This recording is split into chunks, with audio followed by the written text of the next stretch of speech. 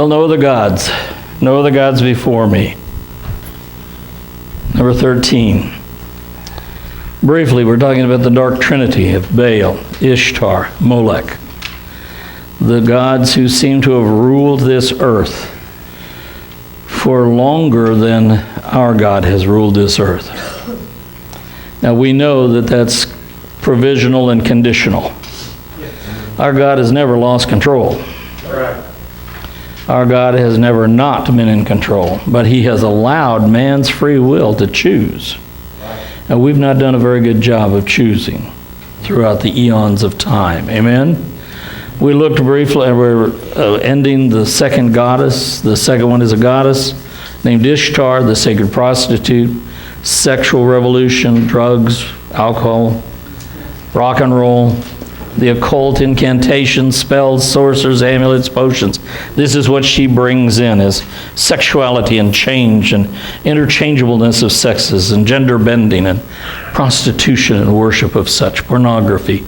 We've looked at all of that. Last week we looked at the New Age movement that she brings in as a part of this dark trinity. Today we start with the third. The God is the most mysterious of them all. He seems to hide in the dark, but his evil is public and bold. The destroyer, the abomination God. 1 Kings 11:7. Then Solomon. Who's Solomon? David's son. One who built the temple. Wisest man in all the world.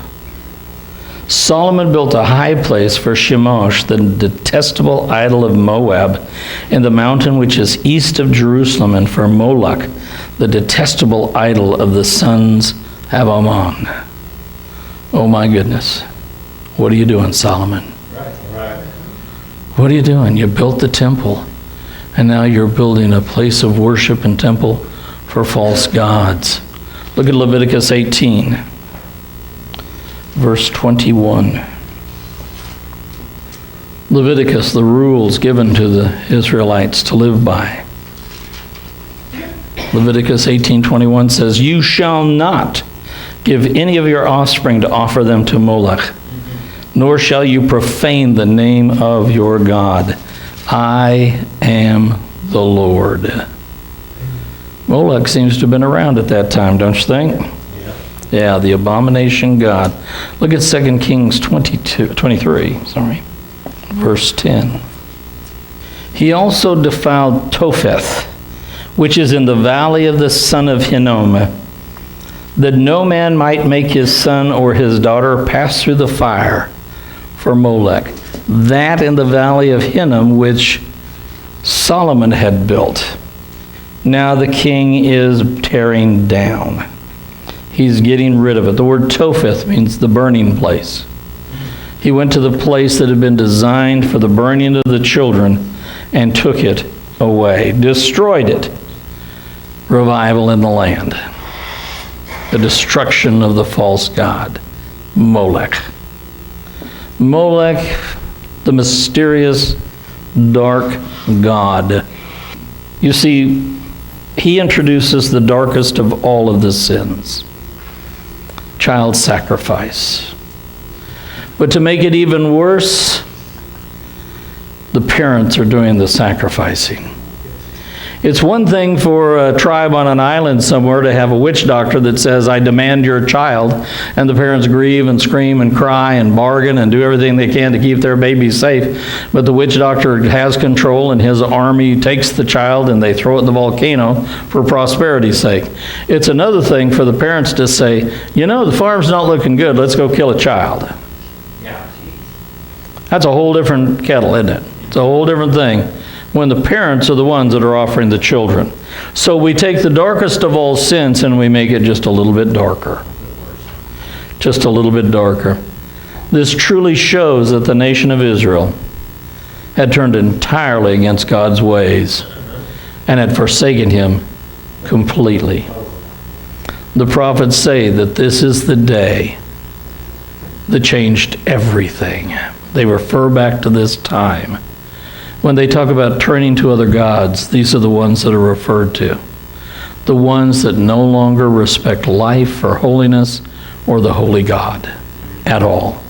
It is now complete in what they've done. In 50 BC, a Greek historian wrote of the Carthaginians, "There's in their city a bronze image of Cronus, extending its hands, palms up and sloping towards the ground, so that each of the children, when placed thereon, rolled down and fell into a sort of gaping pit filled with fire." So we're not talking about just 500 BC. We're talking about near the time of Christ. This was still a common practice.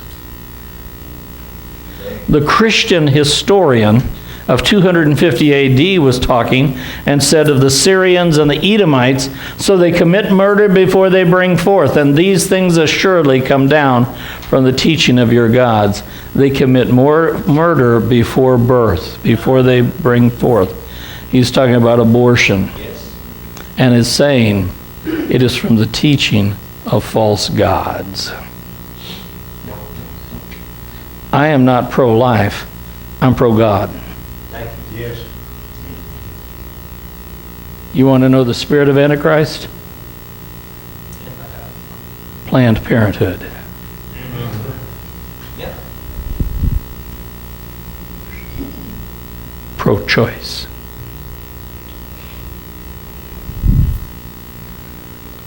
Women's rights to control their own body. That is the spirit of Antichrist. Comes down from false gods. It's been universally practiced from Egypt to Tahiti, from Mesopotamia to Germany, from India to Hawaii, from West Africa to Tibet, from the Aztecs to the Celts, from the Druids to the Mongolians. Almost every culture in the ancient world has practiced some sort of sacrifice. I compiled this chart for you. It's taken me over a month to do. It's taken almost 6 weeks to research. These are where archaeological evidence of child sacrifice has been found, or human sacrifice. 90% of them find the bodies of babies and children and teens. Only 10% of the human sacrifice that we found archaeologically was adult to adult. We know the Aztecs took some of their soldiers and they sacrificed them, that they beat in battle. They took their prisoners and did that. But we find about 20-to-1 bodies of babies over the babies of adults. Folks, look at that. And just tell me, was Molech in charge? Was he worshipped everywhere? I couldn't find a lot of evidence about Australia and New Zealand, but guess what? In 2022, a new research has come out where they have found piles of bodies and babies who have been beheaded and show signs of being burned. So even I was able to add the stars to Australia and New Zealand, unfortunately. I thought maybe someplace hasn't done it. But now in the 21st century, we know scientifically that they did. The Aborigines, long before the whites ever got there, were practicing this type of sacrifice. Could you get more cold? Could you be more inhuman? Could you think of more horrific destruction than the taking of your own child's life by your own hand? Just about 3,000 a day in the United States in abortion clinics. Just about 3,000. We looked at 9/11 when it happened, and we were amazed that just about as many people died in 9/11 as die in abortion clinics in a day. You think God's getting fed up? Think God's wanting to turn this boat around?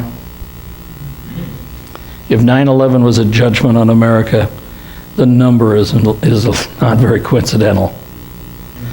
You want to kill that many children in a day? Let me show you what I can do in a day. Yeah.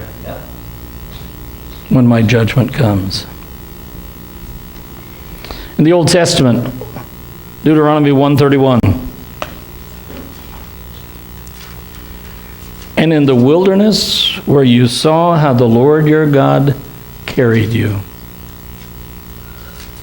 The Lord our God carries us, just as a man carries his son, in all the way which you have walked until you came to this place.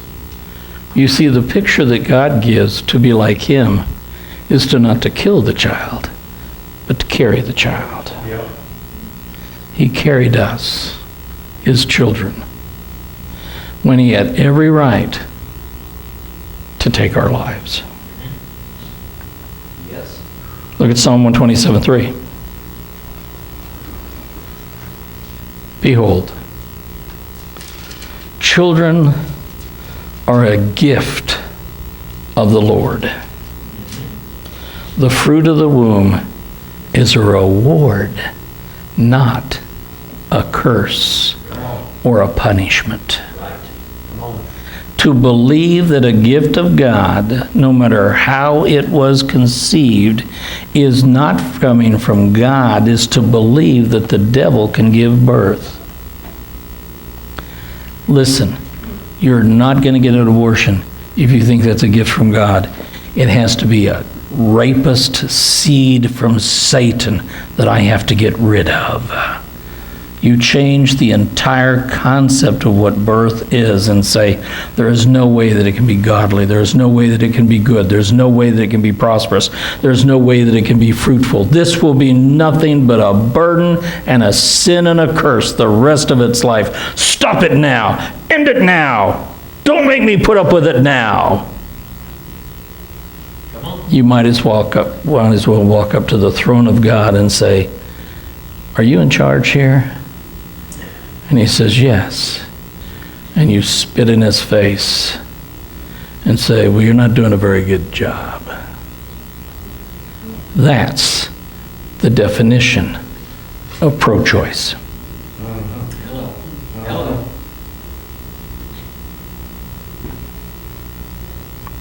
We are created in God's image.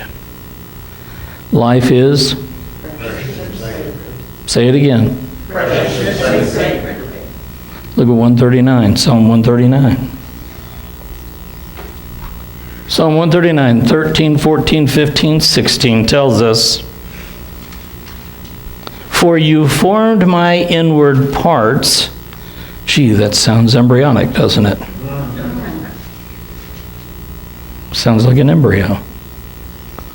You wove me in my mother's womb. Oh my goodness. We've gone from embryonic to fetal. Isn't it too bad the Bible's not a very scientific book?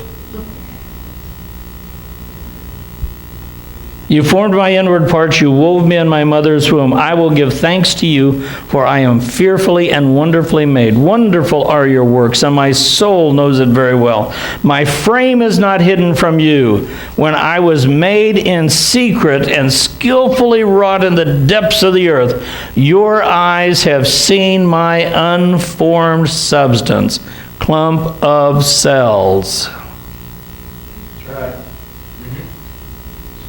I don't care if it is a clump of cells. God put it there. That's right. That's right. It's his, not yours. When did birth and life become yours? When you kicked God out of the universe.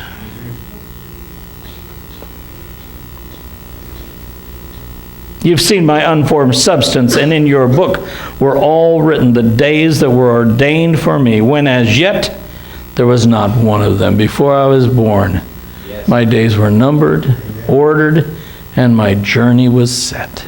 Amen. The New Testament. Matthew 18, verse 3, 4, 5. What color are these words? Red. Truly I say to you, unless you are converted and become like, you will not enter the kingdom of heaven. For whoever then humbles himself as this, he is the greatest in the kingdom of heaven. Whoever receives one such in my name receives me. Oh, but let's just jump to the next one. would whoever causes one of these ones who believes in me to stumble, it would be better for him to have a heavy millstone hung around his neck and to be drowned in the depth of the sea. Abortion clinic workers, that'd be better than what you're doing now. Yeah. Look at Matthew 19. Go to the next chapter. 19, verse 14. Words are read again. Let the children alone and do not hinder them from coming to me, for the kingdom of heaven belongs to such as these. How in the world do the words of Jesus make it possible for abortion to be possible? They don't. But in the abortion clinics today, they talk about the gospel of freedom. The godly choice of doing the right thing for the baby who may grow up abused and battered and neglected. Listen, that may be in your distorted mind, but in my world, there are thousands of people that want to adopt a baby and will raise it in love. All the time. Yes. Do you know how sick and distorted of a world you have to live in to believe the lie that an unaborted baby is going to be nothing but trouble the rest of its life? You got to live in a really dark, muddy, mucky cave of a world. Yes. Yes. You've got to be so deluded and so perverted in your thinking. In the New Testament, the weak, the infirmed, and the defenseless are actually elevated, not destroyed. Christianity exiled Moloch. Matthew 12:43. We read this in the very beginning, and we're just renewing ourselves in this particular passage.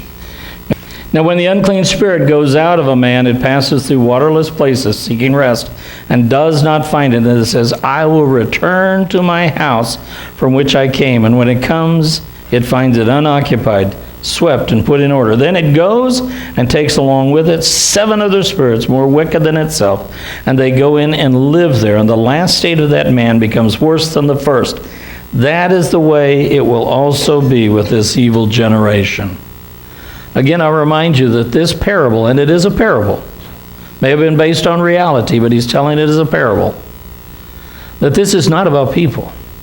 This is about a generation. This is not about demons. It's about demons controlling generations. He told this whole parable so that those of us who see the evil in our world will exactly understand where it is coming from. And Christianity threw out and exiled Molech. But as we've said before, he's back. 7 times worse. With his return, things are only going to be worse. Renounce Christ equals an empty house. When a nation renounces Christ, it becomes an empty house. Pagans devalue human life. God elevates human life. Death versus life becomes the final battleground of this black trinity, this dark, dark trinity. The spirit of Molech conquered Israel and tried to wipe out the Jews, his chosen. They tried to do that in Germany too. You think that was their idea? Or is it Molech saying, I'm back? Do you realize that there weren't probably, there were barely 1 million people alive on the earth during the Old Testament? And 6 million Jews were killed in the Holocaust? That's really close to 7 times more. Coincidence? I think not. The Nazis. How could a devout Christian Lutheran nation that helped spread evangelical faith to the United States fall for such a lie? It was Molech declaring, I'm back. They actually fell before the United States did, didn't they? Took us to the 60s. They fell in the 40s. How could that happen?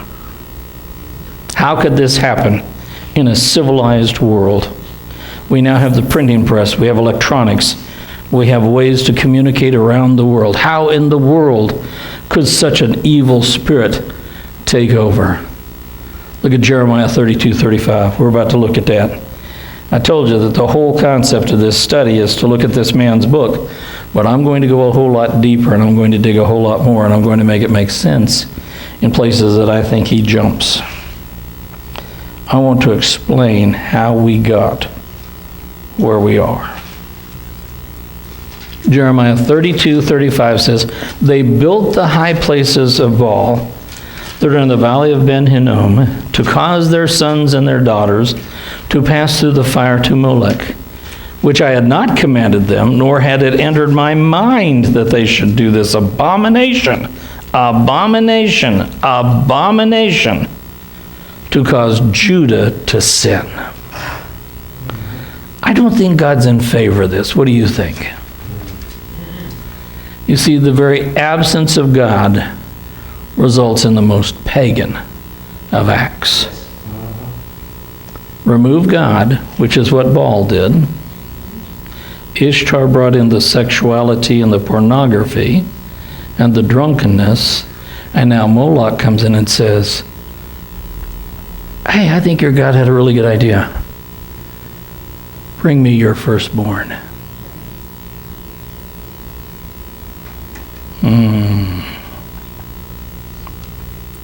How did it happen? Baal entered into our world, I believe, through the Russian Revolution of 1917 and thereabouts. Religion was banned. Get rid of God, we can do what we want. Atheism became official. Get rid of God, we can do what we want. Churches are closed. Get rid of God, we can. Life became a commodity for the state and was no longer precious, nor was it sacred. The individual is the enemy. The state is the deity.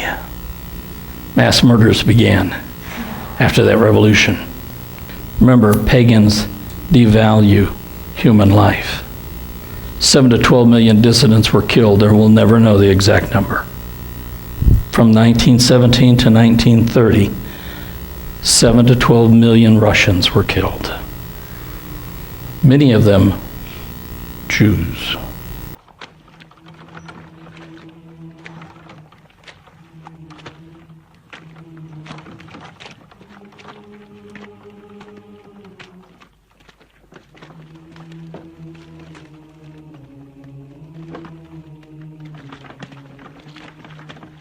I'd finished the sermon last night at about 7 o'clock. Had a wonderful evening with Carol. Wasn't working on church things, wasn't at the computer. We had a lovely evening together. Was in bed. This morning I was taking a shower and God gave me 9 new slides. I had from shower to Sunday school to get her done. But God does not give you a job that He doesn't provide for you to do. This is what He gave me today. He said, "You haven't gone back far enough." The Lord has allowed me to see the sociology that was used by Satan to get this done. I believe it so much, I'm going to put it in lettered form and send it to Jonathon Cahn to peruse and think about. Because what he talks about by skipping over the history, I'm providing the history. So pray there'll be a blessing to him and to us. All right. How did this actually happen? In the 1917s to 1930s, in France, Baal shows up first. We have the Communist Socialist Party that begins. We have the left bank elitists who sit around and drink their cocktails and smoke their cigars and talk about the God is dead idea, which was born in French atheism in the 19-teens. Led to rebelliousness in the land and the avant-garde of we're smarter than anyone else and way too smart for God, which opened the door for Ishtar, the Moulin Rouge, the Cancan, the cafe class of people, cross-dressing, celebration of LGBT was celebrated in the teens and 20s of France and Paris. Prostitution was actually celebrated on the stage, and the live sex shows were born during this time. Ishtar following Baal. Did you know that the science of the modern abortion was born in France at this time? Baal, get rid of God. Ishtar, bring in the sexuality and the drunkenness and the partying, and they'll live today because there is no tomorrow. And Moloch comes in with the science of modern abortion. Do you think that's a coincidence? I'm telling you, that's history. Germany, Baal comes in first. Nietzsche, Freud, Jung, they build something called the counterculture movement, which basically is we are anti-God, anti-church, anti-tradition. Science of the Enlightenment now is the most important thing. And the Church of Germany is rocked to its core. Ishtar comes, and we have the cabarets. The musical that we all love so much celebrates the debauchery of a generation who has turned its back on God. And we had a cabaret class of people that were born out of that. From the cabaret was born the Helbwit culture, which means the halfway culture, which is a way of saying homosexuality, bigenderism, and multigenderism. Cross-dressing on the stage, celebration of LGBT, prostitution is celebrated, and the French abortion science comes to Germany. Baal opens the door, Ishtar comes along, and then Molech. The abortions happen. How about the United States? 1917 to 1930s. Communism was embraced after the revolution. Most of the college campuses on the East Coast had communist parties, communist classes, and communist clubs. And the elite and the intelligentsia of America, from New York to Los Angeles, began to go red. Why do you think the McCarthy trials were even held? Communism was embraced by the academic and the artistic elites, just like it had in all those other European countries. Atheism, humanism, progressivism. I can tell you right now that in the United States, at the universities and the educational departments of the United States, one of the most important names that can be said with almost reverence and respect is the name Thomas Dewey, who introduced the progressivism movement of education. Then he became a cabinet member, and he became Secretary of Treasury, and some of your old dollar bills will have Thomas Dewey signed on it. And he became a part of the establishment of the United States, and his whole purpose was to get us out of our tradition of Bible-bound ideas and to let children make choices in school without the teachers lording over them right and wrong, and give them a choice to choose what they wanted to study, when they wanted to study it, how they wanted to study it. And let's not have the authoritarian teacher stand up there, because it's too much like the monarchy that we overthrew in Russia. He quoted. He was never in Russia. He never visited Russia. And yet he's helping to overthrow the czar that he's never had. Guess who the king of America was? God. Religion is mocked, and God is dead was proclaimed by the academic elites. Racism moved into America. The KKK was born. Anti-Jew, anti-black, anti-Catholic. Man is God. We declare our own Godhead. And we began the study in the science of eugenics to breed the master race. At every state fair in the United States of America, for a 10-year period, there was a eugenics booth. in every state in the United States. And the eugenics booth is where you and your wife and your children went to the booth and they did a genealogical study on your DNA, as much as they knew about bloodlines back then. And people actually got blue ribbons for being the best human example. Your pig won a blue ribbon, so did you and your wife.